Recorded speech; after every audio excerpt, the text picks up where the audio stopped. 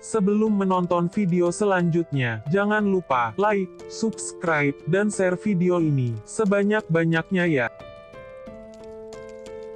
Bab 45, Dinar, kenapa lama sekali membuka pintunya? Tegur Ibu Anita. Maaf mah, tadi aku sedang di toilet. Jelas Dinar, mencari alasan seraya tersenyum kaku. Mama sama papa kok enggak bilang mau ke sini? Tanyanya lagi. Gitu kedua orang tuanya duduk di sofa. Iya papa, kebetulan sedang ada pekerjaan di sekitar sini. Jelas Pak Hartoyo. Dinar, mama mau ganti baju ya. Panas ini pakai baju ini. Keluh Ibu Anita pada baju berbahan tebal, seraya mengibaskan tangannya. Tunggu mah, cegah Dinar, saat Ibu Anita hendak berjalan ke kamarnya. Kamar aku berantakan banget. Di kamar sebelah aja ya, ujarnya, mengingat masih ada Damar yang terkurung di dalam kamarnya. Oh ya sudah. Tanpa rasa curiga, Ibu Anita pun segera masuk ke kamar sebelah. Tak berapa lama Ibu Anita keluar, kembali ke ruang keluarga, membicarakan banyak hal, melepas kerinduan pada putri tunggalnya itu. Di sisi lain, Dinar terus meremas tangannya dengan gelisah, memikirkan Damar yang terjebak di kamarnya. Dinar pun memilih terus menemani orang tuanya sampai malam, dan mereka beristirahat. Syukurlah, mereka sudah tidur, gumam Dinar, menghela nafas lega, melihat dari celah pintu orang tuanya yang sudah terlelap. Sayang, panggil Dinar kembali masuk ke kamarnya, melihat Damar yang tengah tertidur. Damar membuka matanya. Tampak Dinar yang tersenyum manis ke arahnya. Maaf ya lama, ujar Dinar, merasa bersalah karena membuat Damar terkurung di kamarnya hampir 24 jam.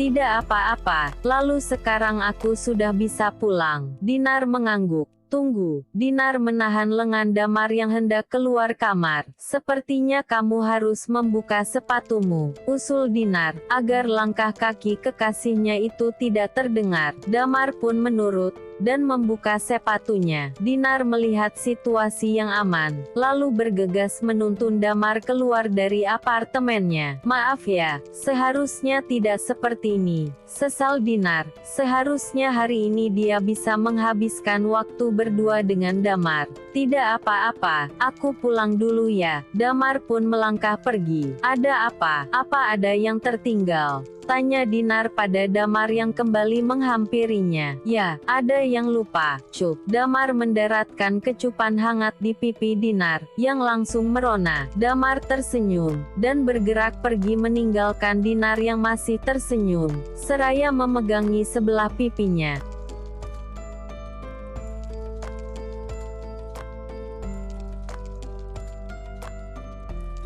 Malam itu, Cindy bergegas pergi ke sebuah resto, untuk menemui Fiona yang tiba-tiba menelepon, dan mengatakan akan mentraktirnya. Tentu tidak ada yang menolak, ditraktir di sebuah resto ternama. Tanpa berpikir panjang, Cindy pun mengiyakan ajakan Fiona. Chin, panggil Fiona melambaikan tangannya, melihat Cindy yang baru memasuki resto. Udah lama? Tanya Cindy, yang langsung duduk di hadapan wanita bertubuh seksi tersebut. Belum kok. Fiona memanggil pelayan, dan langsung memesan beberapa menu. Kok tumben traktir?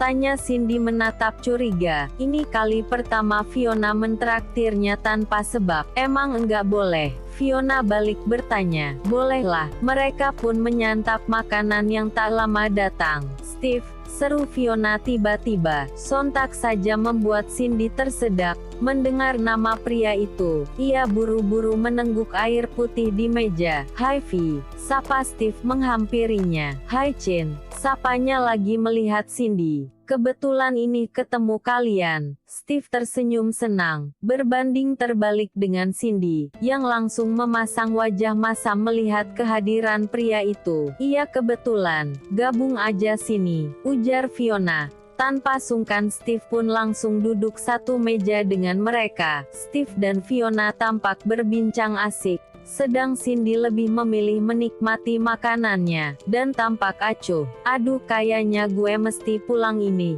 ujar Fiona setelah membaca pesan di ponselnya. "Gue juga mau pulang," ujar Cindy cepat. "Lu temenin Steve dulu lah." "Enggak enak," balas Fiona, yang membuat Cindy curiga. Sepertinya Fiona sudah merencanakan ini. Fiona pun bergegas pergi meninggalkan berdua dengan Steve. "Dimakan lagi, Chin," ujar Steve. Cindy pun kembali menyantap makanannya. "Kamu cantik malam ini," puji Steve yang justru membuat Cindy risih. "Maaf, sepertinya aku harus pulang." Cindy menyudahi makannya, merasa tidak nyaman dengan Steve.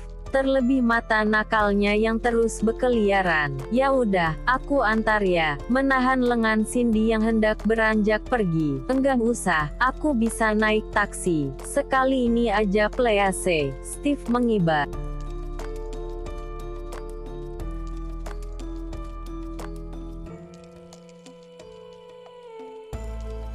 "Ya udah deh," Steve tersenyum senang.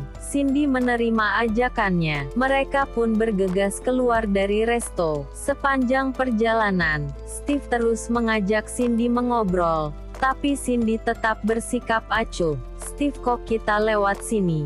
tanya Cindy, melihat Steve melajukan mobilnya bukan ke arah apartemennya. "Lewat sini lebih cepat," Steve beralasan. Namun tak berapa lama, tiba-tiba saja mobil Steve terhenti. "Kenapa berhenti?" Tahu ini, Steve pun tampak bingung. Ia bergegas keluar dari mobilnya, mengecek keadaan mobilnya. "Kenapa?" Cindy menghampiri Steve. "Bannya bocor ini," ujar Steve, merasa bingung pada ban mobilnya yang tiba-tiba bocor. "Bocor? Terus gimana?" tanya Cindy. Steve hanya menggaruk kepalanya, tampak bingung melihat jalanan yang gitu sepi, sampai sebuah mobil berwarna putih berhenti di dekat mereka. "Darwin." Cindy terbelalak, melihat pria yang keluar dari mobilnya adalah Darwin. "Mobil lu mogok?" tanya Darwin pada Steve. "Iya, ini bocor," jawab Steve dengan nada kesal. "Ya udah, kamu pulang sama aku aja," ajak Darwin pada Cindy. "Enggak usah, aku naik taksi saja,"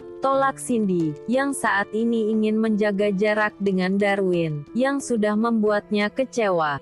"Enggak akan ada taksi yang melintas di sini." Cindy tampak bingung, melihat jalanan yang memang sepi. Memang sepertinya tidak akan ada taksi yang melintas di sana. "Ya udah, aku ikut kamu pulang," ujar Cindy, yang tidak ingin terjebak dengan Steve. "Gue pulang dulu ya bro." Darwin menepuk pundak Steve, yang berdecak kesal karena Cindy pulang dengannya. Cindy pun masuk ke dalam mobil Darwin, dan meninggalkan tempat tersebut.